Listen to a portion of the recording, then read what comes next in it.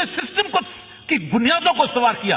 اقبال کہتا ہے اپنی ملت پر قیاس اقوام مغرب کا نہ کر، خاص ہے ترکیب میں قوم رسول ہاشمی.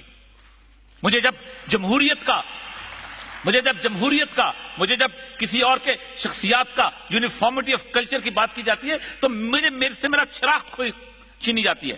میں جب تک اپنے سربراہ کو وزیر اعظم کہتا رہوں گا، میں اس کا موازنہ چرچل کے ساتھ کروں گا، میں اس کا موازنہ اٹلی کے ساتھ کروں گا. جب تک اپنے صدر کو صدر کہتا رہوں گا، میں اس کا موازنہ آئزنہاور کے ساتھ کروں گا، میں اس کا موازنہ ڈیگال کے ساتھ کروں گا. لیکن اگر اس قوم میں کھڑے ہو کے کوئی شخص اپنے سربراہ کو امیر المومنین کہنا شروع کر دے تو اس کا پہلا موازنہ جو ہے عمر بن خطاب سے ہوگا، علی المرتضیٰ سے ہوگا. جب تک ایک قوم اپنی ٹرمینالوجیز کے اندر زندہ رہنا نہیں سیکھے گی، اس وقت تک یہ آگے نہیں بڑھ سکتی. ہم کتنی آسانی سے ایک دوسرے کو آئی لو یو کہہ دیتے ہیں، اس لیے کہ ہمیں اس کا احساس نہیں ہوتا. لیکن اگر کسی لڑکی کو یہ کہنا پڑ جائے کہ میں تم سے عشق کرتا ہوں یا کرتی ہوں، تو اس کے ماتھے پہ 10 دفعہ پسینہ آ جائے گا. یہ ٹرمینالوجیز کا فرق ہے جس کے اندر زندہ رکھا جاتا ہے. یونیفارمٹی آف کلچر، ایک جیسی جینز پہنیں گے، ایک جیسی قمیض پہنیں گے، ایک جیسا برگر کھائیں گے، ایک جیسی پیزا لیں گے. تمام کلچر. میں اس کی مثال بینکاک سے دیا کرتا ہوں. امریکہ جہاں گیا ہے اس نے اس ملک کو کعبہ خانہ بنا کے چھوڑا ہے. 6 لاکھ طوائفیں ہیں وہاں پر اس وقت بینکاک کے شہر کے اندر. کیا کرتی ہیں؟ کسی سے $100 لیا، صبح اٹھے، نائکی کے شوز پہنے، YSL کی جینز لی، لپسٹک لی، نائکی کی جینز لی، شرٹ لیا اور پیزا کھایا اور رات کو تھکن لے کے اپنے گھر واپس چلی گئی. حلال، ابھی مقرر صاحب نے بڑی مزدار بات کی کہ حلال، میں حیران ہوتا ہوں کہ حلال جو ہے وہ اس جیسے حلال کی سرٹیفکیشن ہوتی ہے. کارپوریٹ کلچر کرتا کیا ہے؟ ایمسٹرڈیم جائیں، ایمسٹرڈیم میں دنیا کا سب سے بڑا طوائفوں کا گڑھ ہے جہاں دنیا بھر سے طوائفیں لائی جاتی ہیں. وہاں 2 گلیاں ایسی جس کے اوپر لکھا جاتا ہے یہاں حلال طوائفیں میسر ہیں. جنہوں نے زندگی بھر کبھی سور نہیں کھایا، جو شراب نہیں پیتی. Is this the concept? داڑھی آدھا انچ چھوٹا نہیں رہنے دیتے ہو. ٹخنوں سے شلوار جو ہے وہ نیچے ہو جائے تو ان پہ سوٹیاں مارتے ہو. لیکن جب ربا کا مسئلہ آتا ہے تو کہتے ہیں ہم نے آہستہ آہستہ کرنا ہے.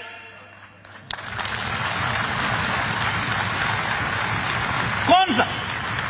ہم لوگوں سے ٹویوٹا کمپنی کا وہ مالک زیادہ بہتر ہے کہ وہ بینک آج سے تقریباً 50 سال پہلے وہ گیا بینکنگ کے پاس اور انہوں نے کہا میرے پاس مجھے کوئی ضرورت ہے، مجھے پیسے دے دو. انہوں نے کہا 480 تمہارے مزدور ہیں، ان کو نکالنا پڑے گا. کہا ہم تو نہیں نکالتے، ہم تو بچوں کی طرح رکھتے ہیں. واپس آیا، اپنی اولاد کو جمع کیا اور کہا دیکھو آئندہ کوئی بینک سے قرضہ نہیں لے گا. 100% ہمارے ہیں اور 2% شیئر اپنے رکھو، باقی 98% بیچ دو. اور اس کے بعد اس نے خودکشی کر لی. اس وقت دنیا کی بگیسٹ آٹوموبائل کمپنی 1 روپیہ بھی کسی بینک سے قرضہ نہیں لیتی اور وہ اپنا مال چلا رہی ہے. اور اس کے بعد اس کی اتنی وسعت دی اللہ نے کاروبار میں. مسلمان نہیں ہے لیکن اس کو پتا تھا یہ سود کا نظام کی صورتحال کیا ہے. اتنی وسعت دی اس کو کاروبار کہ دنیا کی بگیسٹ آٹوموبائل کمپنی اس لیول کی تھی کہ 1998 کے اندر اس کی ایک گاڑی میں چھوٹا سا نقص پیدا ہو گیا تھا. انہوں نے پوری دنیا سے گاڑیاں واپس منگوا لی تھی اور کہا تھا ہم نقص کے ساتھ چیزیں نہیں بیچتے. ہمارے اندر کمیونسٹ سے زیادہ دہریے تھے. کمیونسٹ 1917 میں جب لینن انقلاب لے کے آیا تو اس نے کہا تھا یہ سود یہ ہم نہیں چلائیں گے. There will be no bank in Soviet Union. ہم سے تو زیادہ ان کے اندر طاقت ایمانی تھی. اور مجھے سمجھ نہیں آتی کہ اس ملک کے ارباب اختیار کی جو حلف، کیانی صاحب کا بھی حلف بھی پڑھ کے سنا دیا کرے تو پتا چلے ٹانگیں کانپ جائیں ان لوگوں کی جو حلف اٹھاتے ہیں. کیا اس حلف اٹھانے کے بعد جب شریعت کورٹ کا فیصلہ آیا تھا تو کیا نواز شریف کی ہمت ہو گئی کہ وہ سود کے خلاف عدالت میں جائے گا؟ کیا مشرف کے اندر یہ ہمت ہوگی کہ UBL کے اس کو کہے کہ تم جا کے دعویٰ دائر کرو؟ میں تو اس مسئلے میں ضیاء الحق کو بھی مورد الزام کہتا ہوں. شریعت کورٹ بنائی اور کہا 10 سال کے لیے یہ معاشی معاملات نہیں سن سکتی. یعنی تم سب کچھ ٹھیک ہو. اسی لیے جب کبھی میں یہ آیت پڑھتا ہوں جس میں اللہ تعالیٰ جنگ کا اعلان کرتا ہے تو اس وقت اندازہ کہ اللہ تبارک تعالیٰ نے قرآن جو ہے رہتی دنیا تک نافذ کیا تھا. یہ سارے علماء کرام موجود ہیں، شہیدی صاحب موجود ہیں، دوسرے موجود ہیں. ہر ایک مہدی آخر الزمان پہ بلیو کرتا ہے کہ وہ تشریف لائیں گے. یہ ان کا انتظار کر رہے ہیں، ہم بھی ان کا انتظار کر رہے ہیں، سب ان کا انتظار کر رہے ہیں. میں ایک سوال علماء کے سامنے چھوڑے جا رہا ہوں جو خلافت علی منہاج النبوہ کی بات کرتے ہیں یا امامت کی بات کرتے ہیں. کیا امام مہدی کی حکومت ورلڈ بینک کی ممبر ہوگی؟ کیا وہ یونائٹڈ نیشنز کی ممبر ہوگی؟ ہرگز نہیں. اگر خلافت علی منہاج النبوہ IMF کی، ورلڈ بینک کی ممبر نہیں ہو سکتی تو میرا ملک بھی نہیں ہو سکتا اگر ہم واقعی ایمان کی طاقت رکھتے ہیں. ارجنٹین جیسا ملک کھڑے ہو کے کہتا ہے ریپوڈیٹنگ دا ڈیٹ، میں نہیں دیتا ہوں تمہارے قرضے.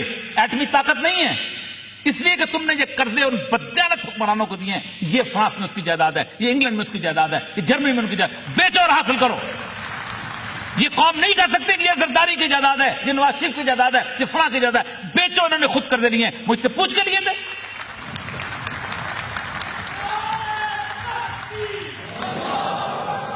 ہم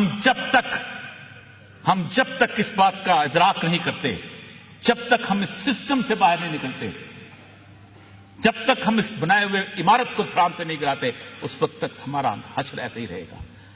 آج اگر صرف بینکنگ سسٹم آپ ختم کر دیں، میں دعوے سے کہہ سکتا ہوں آپ کی پولیٹیکل پارٹیز کے آدھے جلسے ختم ہو جائیں گے. ان کے پاس سرمایہ آتا کہاں سے ہے؟ کون ان کو دیتا ہے؟ یہ آرٹیفیشل کریڈٹ کریشن کون سی ہوتی ہے؟ تو بنیادی طور پر یہ سود کو اس عمارت کے اندر حلال کرنے کی ضرورت نہیں ہے. شراب خانے کے اندر مسلح بچھا کے نماز پڑھنے سے اور یہ کہنا کہ ہم ٹھیک ہیں اور اب اس طرح راستہ ہم نکالیں گے، اس سے راستہ نہیں نکلے گا.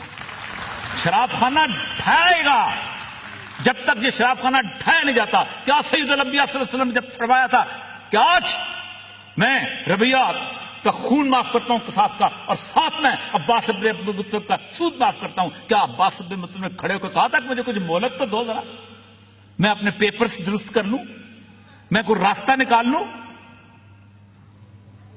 کبھی دیکھیے گا عباس ابن مطلب کا قرضہ کتنا تھا جو انہوں نے دیا تھا. کہا چچا حکم آ گیا، ختم. میں اصل در بھی نہیں لیتا ہوں کہ اس میں شبہ اس بات کا ہے کہ کہیں سود میں گلاوٹ نہ ہو جائے. کوئی راستہ نہیں ہے، کوئی طریقہ کار نہیں ہے. یعنی صاحب نے کہا سپریم کورٹ یہ کرے گی کچھ؟ جہاں شرم آنی چاہیے. میں نے اس دن کالم بھی لکھا تھا کہ کنٹیمپٹ آف کورٹ لگتی ہے سرمد جمال عثمانی کے پر، جو کہتا ہے کہ جو سود نہیں لیتا وہ ٹھیک ہے، جو لیتا ہے اس کو اللہ پوچھے گا. تو پھر جب کوئی ذرا بالجبر کا کیس آتا ہے اس میں بھی کہہ دیا کرو گا. پھر جب کوئی چوری کرنے والا آتا ہے اس میں بھی کہہ دیا کرو گا. تمسخر اڑایا جاتا ہے اس قوم کا. آخری ایک حدیث سنا کے اجازت چاہوں گا. سید الانبیاء صلی اللہ علیہ وسلم فرماتے ہیں کہ ایک بستی میں اللہ تبارک تعالیٰ نے جبریل علیہ السلام کو بھیجا اور کہا جاؤ جا کے اس بستی پر عذاب نازل کر دو. جبریل واپس چلے گئے.